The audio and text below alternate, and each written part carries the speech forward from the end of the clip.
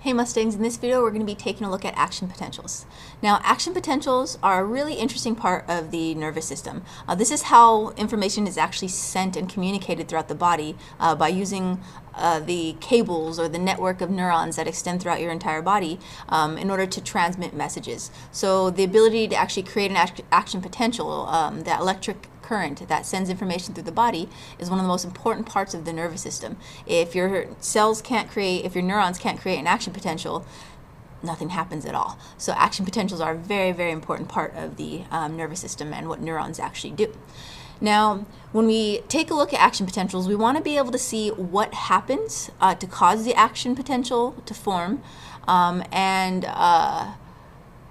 basically step by step how this is going to happen. How does the action potential form, and what happens to the action potential once it has formed? All right, so first thing, one thing we want to kind of refresh our memory on is know what's going on with the ions. The ions are a very important part of the action potential and also resting potential. So here we actually see a cell that's in resting potential, and you see we have a sodium-potassium pump here, and we have several ion channels that allow ions to move in and out. And when a cell is at rest during resting potential, we see that because of the amount of certain ions outside and inside the cell, so here's outside the cell here, outside the neuron, inside the neuron, we see that on the outside you get a positive charge as a result of the ions that are there, and then on the inside you wind up with a negative charge.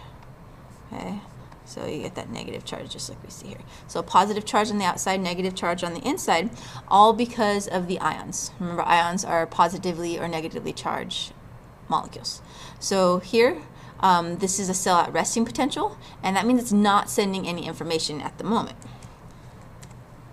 Now, to truly understand what's going on with the action potential, you need to know about gated ion channels. So in the previous here, these are ion channels that are open and allow the ions to move in and out, and that's what helps maintain the resting potential that we see when a neuron is not sending a signal. But there are gated ion channels that are essential in order to change from resting potential to an action potential.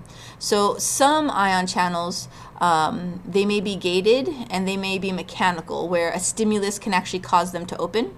And in those kind of gated ion channels, a stimulus is actually going to cause a change in the shape of the protein, which opens it up and allows ions to come through. And then there's voltage-gated ion channels. Now, voltage-gated ion channels, so voltage-gated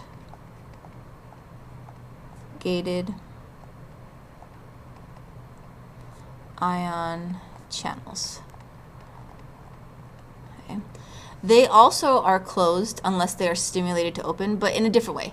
So usually a stimulus is what causes many gated ion channels that are not voltage gated to open and allow usually sodium ions. So usually these ions that we see here that actually open and allow them to come into the cell are going to be sodium ions. But then you have your voltage gated ion channels. And these types of ion channels will open when there's a change in the membrane potential around it. So let's say if over to the left here, if this was a voltage-gated channel, if this charge flipped, so an action potential started here, and it becomes negative outside and positive inside, that's when this type of channel will open. So a voltage-gated channel only opens when the membrane potential changes. So when you get that flip of charges, then that will cause a voltage-gated ion channel to open. All right. Now, we can actually graph the change in electric charge and voltage from an action potential. So when we take a look at this here, when a neuron is resting, it's in the negatives, and we're looking at the inside of the cell here, right? So the inside of the cell is negative, so it's usually between negative 60 and negative 80, so we usually say about negative 70, so I'm going to go ahead and write that in there. So this is about negative 70 millivolts here. So that's the resting potential. So that's when a cell, if we were to take a look at it, it would be on the outside, it would be positive, and on the inside it would be negative. Okay, so that's about negative 70. But then something is going to cause, usually ion-gated channels, whether they're mechanical ion-gated channels or voltage-gated ion channels, will cause them to open, and it will cause a whole bunch of positive sodium ions to rush in. So as positive sodium ions rush in, so we're in the negative here, you add more and more positive charges here, you'll hit a point that we call the threshold. Okay, so right here at the threshold, it's about negative 55. So I'm going to go ahead and write it here. So negative 55 is the threshold. If the membrane potential changes that much, we call it depolarizing. So flipping the charges here is depolarizing. If it changes that much, once it hits that negative 55, an action potential will start. Now, in order to start an action potential, it's all or nothing. So either something stimulates it to get all the way to negative 55, and if it doesn't make it, let's say something stimulates it, but it doesn't let enough sodium in, so it only goes about here, nothing happens. But once it gets all the way to that threshold, negative 55, at that point, an action potential will start. So it's basically an all or nothing. So it's either all in or not at all in order to create the action potential. Okay? And then right here, you can see that it goes from less negative, less negative, less negative, and then finally you get into the positives. And that's when you actually switch the charges here. So you have negative outside now and positive inside. Okay, so once you pass that 0, you're in the positives. So for most of them, it's about negative 45. I'm sorry, positive 45. So at about positive 45 is where the action potential reaches its peak. Okay, and that's when you've actually switched charges. And then it's going to start to polarize again. So this is depolarizing, going from a negative charge to a positive charge. Then it starts to polarize again, and you see it drop back down to negative. And what happens is it usually drops down below the negative 70 where it was at resting potential, but then eventually hits resting potential. So we're actually going to go over step by step what's happening in order to actually get to your action potential and then back. Okay. So if we take a look at this diagram here, you see the threshold. So this actually says threshold on this one, and it actually breaks it down into about 5 steps here that we can actually take a look at and see what is happening to the neuron, what is happening to those charges in the neuron in order to change it to get to the action potential. Okay, so again, it's about negative 70 here that we're taking a look at for resting potential, and then about positive 45 here. All right, so the first thing that we take a look at is going to be here, number 1, resting potential. So during the resting state, the key feature that you're looking for is the fact that the gated ion channels are closed. Okay, there's sodium gated ion channels that are closed, and there's potassium gated ion channels that are closed. Some, remember, are mechanical. Okay, so some of the gated ion channels will be mechanical, where something can stimulate them to open, and others are voltage gated.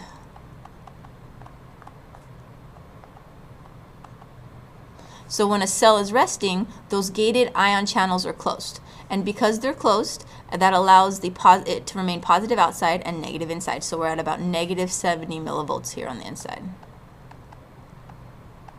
Okay. Next, there's going to be depolarization. So in order for depolarization to occur, depolarization is the flipping of the charges. So in order for the charges to flip from positive outside, negative inside to negative outside, positive inside, the ion channels have to open. Okay, so if it's a mechanical ion channel that opens, that means a stimulus probably caused it to open up, and when that ion channel opens, it's usually a sodium gated ion channel. So I'm going to go ahead, sodium here. Okay, so this is sodium gated ion channel. That ion channel opens up and allows positive sodium to start flowing in, and as a result of that, the inside starts to get more positive. So it's moving more towards positive here. So it opens up and becomes more positive. Then you get to step 3. This is the rising phase. Okay, so step 3 is the rising phase. This is where you hit the threshold, you go past the threshold, and more sodium channels open up, so many sodium channels open up that a lot of positive ions flow in, and as a result of that, you're going to get a positive charge inside and more negative charge outside. So that's where we reach here, remember, which is about negative 45, positive, I keep saying negative, positive 45 millivolts. All right, then we go back down this way. So on the downward slope here, this is going to be the falling phase of the action potential. Okay, so now the neuron's going to flip the charges back, and you're going to wind up with positive outside, negative inside. In order to do that, the sodium-gated ion channels close, and the potassium-gated ion channels open. So these potassium-gated ion channels, when they open up, a whole bunch of positive potassium ions with a positive charge on it flow outward. And as a result of that, the charge goes back to positive, negative. And so much actually flows out that it actually goes a little bit past where it was at resting potential at about negative 70, and it goes below, so that's what we see here on step 5. So step 5 is the undershoot. The potassium, so much of it flows out, and you go past the resting potential there. But then eventually everything gets back to normal. In order to get back to normal, all the gated ion channels close, and the sodium-potassium pump is used to get things back to normal. So the sodium-potassium pump is going to pump potassium ions in, sodium ions out, and get the cell ready to send another signal. Now, it's not until these voltage-gated ion channels or mechanical gated ion channels, it's not until they actually reset that you can actually send another signal, and we call that the refractory period. So that's the point where you actually have to wait for all these to reset in order to send another signal. So if we were to actually look at how an action potential gets passed along an axon here until it reaches those axon terminals at the end, in one part of the axon, an action potential forms, so you flip the charges here. Well, the flipped charges here, that changes the voltage, and nearby sodium channels that are voltage-gated ion sodium channels, because of this flipped charge, that causes them to open.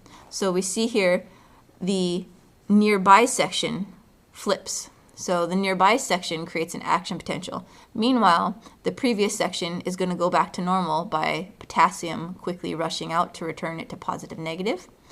And then we have the action potential here. Well, as you can imagine, now that you have the charges flipped here, that's going to cause the voltage-gated ion channels here for sodium to open up, and you produce an action potential here. Meanwhile, this one gets restored back to normal by the sodium-potassium pump. This one flips charges by rushing potassium out, but then again you have to put potassium back in, sodium back out, and restore it back to normal like you see here. And it's just going to continue going like a domino effect.